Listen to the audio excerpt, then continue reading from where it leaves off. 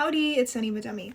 So as you can see by the title of this video, it's going to be completely different from what I usually do, mainly because I posted a story on my Instagram asking if I should post something like this, and I got a good amount of positive replies.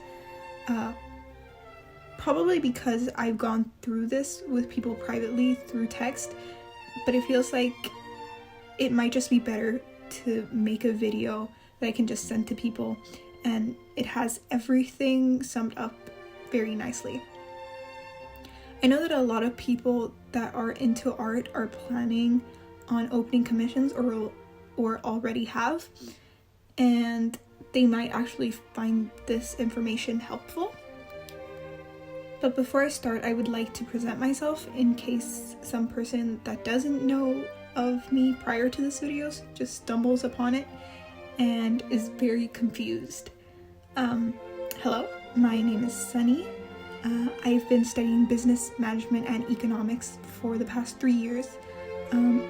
Although I'm not a pro, I have A's in all of my classes related to the subject. So I have a good grasp on what I'm talking about, and I'm good at the theories behind it. So without further ado, let's get on to the video. Before we get into pricing and how to promote yourself, you need to take a look at your audience and the art that you create. Your audience are the people that are going to look at your art and see that it's worth paying for. So you need to understand them and analyze them. Luckily, for people that use social media, when you change your account into a business account, you will be able to see statistics, and these are very helpful for you because you will be able to see the age ranges of your followers, and also in most cases what countries they're from, etc. And you might be thinking, okay, I can see how old these people are, I can see where they're from, why is this relevant, why is this important to the prices that I want to put? That's mainly because different forms of advertisement and price ranges work for different people. Think about it. Most 15-year-olds are not going to be able to pay you $100 for a drawing, no matter how much time you spend on it, because most 15-year-olds don't have a job. Their parents are not going to give them enough money to pay for this, so they're either going to have to save up, and they're not going to be likely to save this money, or they're going to have to ask their parents for this money. And how many parents do you know that are supportive enough to be like, yeah, you know what, I'm going to give my kid $100 so that they can pay this stranger on the internet that is, like, odds are, based on the people that follow me, also 15-year-olds or around the same age. Why should I give my child this money to pay to another child for a drawing? Makes no sense. So it's very unlikely for them to be able to give you this money. This becomes less of a problem when the audience is older. Like, yes, they have bills to pay, but they have hopefully a stable income and are able to pay you upwards of $100 for a drawing. So you need to look at that, and if you have a tough time selling your art to a specific audience, then maybe you should change it a little to cater to another audience. Like, I'm not saying that you should change your art style or your art completely, because at the end of the day, you should be happy with what you create. But if you notice that your audience is mainly 11-year-olds and what you post on your account are silly little Among Us fan art, then maybe there's a reason why most of your followers are 11. And you should change that if you're comfortable with that and you're willing to, go out of your comfort zone, which is Among Us fan art. If you can, then, and you want to sell, then do it. But anyways, to summarize this point, understand your audience and what their finances might look like. Because if you understand that, then you will be able to set your prices at more of a reasonable rate. Now, moving on to pricing, there are a few different pricing methods that I'm going to present to you. But before that, I would like to explain a little bit about supply and demand. You might have heard this before, but supply is basically what you're willing to put out as, well, in this case, you're not a company, you're more of like an artistic individual, but most of the time it's companies, but changing it to individual artist. And demand is the people that you want to sell your product to, the people that are looking to receive commissions or buy commissions.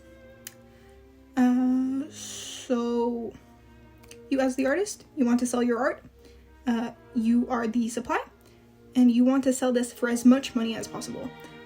Most artists don't want to sell their art for $1, and that's perfectly reasonable because you're putting your time and effort into this, and it's a work of art.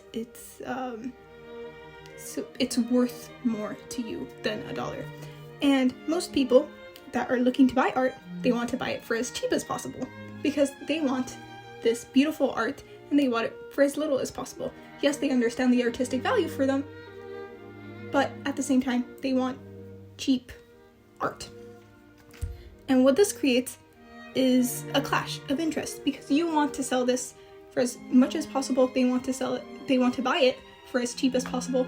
So you kind of need to find this compromise, this point in the middle in which you are comfortable selling your art and in which they are comfortable buying it.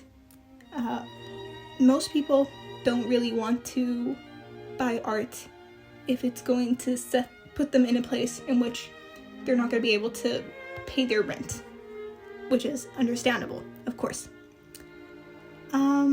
So you need to have this in mind. The cheaper your art is, the more likely people are to buy it. More people are going to want to buy it. And the same thing vice versa. The higher your price range is, the less people are going to want to buy it. Now, you might be thinking, Sunny, why would I not want to sell? Why would I want to put my prices at such a high rate that not as many people are going to want to buy my art? And the answer to that, my dear viewer, listener, is because imagine that you have a lot of commissions. Like, you're drowning in commissions. The best way to make the flow of these requests become slower is by setting higher prices. Yes, you're not going to be getting as many commissions done or people asking for commissions, but at the same time, you are getting more money for less people. So you're working less and receiving more money. Why would you not want that? So you can do one commission for the same value of 4 commissions, which is good for your time management. You're going to be able to finish all the commissions that you need to do, and you're also going to be receiving a generous amount of money. So getting into the pricing methods, I'm going to be talking about 6 different pricing methods in this video because I feel like the others aren't quite as relevant for an artist or realistic in the case of an artist that is just putting up commissions and they just want to sell their art. So I'm going to start off with cost plus pricing. This means that basically you take into consideration how much it costs for you to make the art supplies, work time, the pain in your back and neck from looking down at your screen for X amount of hours, and then you add some percentage to it to make a profit. So let's say you're a traditional artist, you paint on canvas, and it costs you let's say $20 for the material that you need for a painting, plus the canvas, $10, you have $30 there just in materials. Then let's say that you take $5 an hour for each hour that you paint. You paint for 3 hours, that's $15. That's $45 just in workload. Then you add, let's say, 10% extra for the pricing. So you have a painting worth $58.50. That's fairly reasonable. So you kind of need to take into consideration how much your work is worth, like as in the work hours that you're putting in. This can range from anything to $1, $5, $10. You decide, more or less, because most of the time you're not employed, so you're doing this out of your own wants. So you're the one that decides, hey, yeah, my work time is worth this, this, and this. And you should talk, like, if the client asks, you should be able to answer these questions. Then there's competitive pricing, in which you look at what everyone else is selling their commissions for. Of course, you should look at artists that are more or less at the same level as you. Not talking about like skill-wise, but following-wise. You're not going to...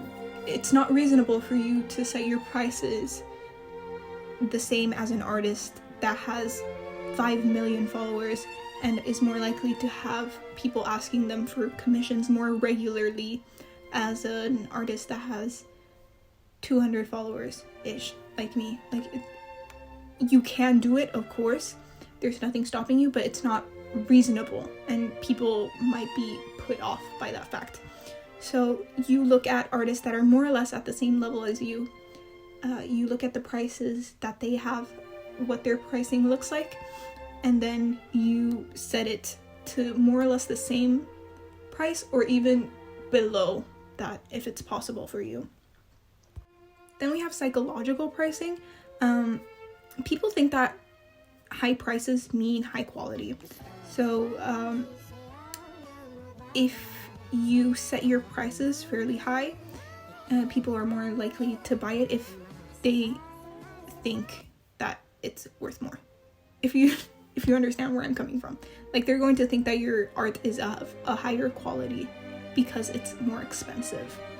But then, of course, you also need to deliver on that quality aspect. Because it's not going to be reasonable for a person to pay you $100 for an art piece and then you give them a stick figure. Like, that's not that's not reasonable in most cases. So you need to deliver on that part. On the flip side, people think that because you don't have a whole number on your price that it's cheaper. So instead of having a $14 piece, you can sell it for $13.99, and people will automatically assume that it's cheaper. So you can set your prices in that way. Then there's penetration pricing. I'm sorry for the name, it's just what it's called. Basically, you set your prices low so that you can build a client base, and as you become more known, and after a while you can set higher prices after you have like a stable foundation and a stable client base. Like, people know you've established yourself. Now you can set higher prices because you're more well known. Then there's promotional pricing, and that's when you have high prices for a while and then you decide to lower them for a limited amount of time. People do this in stores all the time. You see stores selling Coca-Cola for 30% discount from time to time, and that makes things sell quicker because they need stock to be taken out of their hands. Then you have dynamic pricing, which I think that more people should look into and do, which is when you don't have any fixed prices. They change with the demand. which is what I was talking about earlier. Like, if you have a lot of people that are asking you for commissions, then you can have a higher price so that less people ask you, but you're still getting your money's worth work-wise. So it's kind of like how airlines have different prices for the same route during different times. It's more expensive to book a flight abroad during holidays because everyone wants to go on vacation during the holidays, so airlines have higher prices. Same thing, you should do it. Now that you have an idea on how to set your prices, let's look into promotion. And I'm realizing right now that this video has been going on for quite a while, so I'm gonna go through this really quickly. Of course, you should have social media. It's where most people have their audience. But to set yourself apart from the crowd, you can do some of the following, which is price reductions. People love when prices are lower. So for like a limited amount of time, you can be like, oh, my commissions have gone from $50 to $40, $25. People love that. You can give out gifts. So you know how there are these crystal shops on TikTok that are like, oh, you buy a crystal from me, you get crystal confetti. Do basically the same thing. You buy a commission from me, I ship it to you, or you buy prints from me, I ship the prints to you, and I add some stickers. People love that. They feel loved and appreciated when you do stuff like that, or you give them a handwritten letter. Stuff like that, people like. It sets you apart. It's very good promotion. You do a buy one get one free. Buy a sticker from me, get one free. Buy 2 stickers from me that I'm selling, get 1 free. Stuff like that. And then you can have competitions. A lot of artists last year were doing these competitions which were like, draw this in your art style. The best drawing gets a free commission from me. Then first place, second place, third place prizes, which got a lot of attention. It gave them much more publicity, so you should check that out if it's possible for you. And yeah, that's all for today. Honestly, there's so much more that I could go through, but I feel like I might bore you all. So I might make a part 2 if enough people ask for one, which with more info and such. But otherwise, you can just comment down below and I'll reply to you if you have like any questions that I can respond to. I will try to get to you as quickly as possible. Otherwise, you can DM me through Instagram. But yeah, stay safe and don't be a stranger. Peace!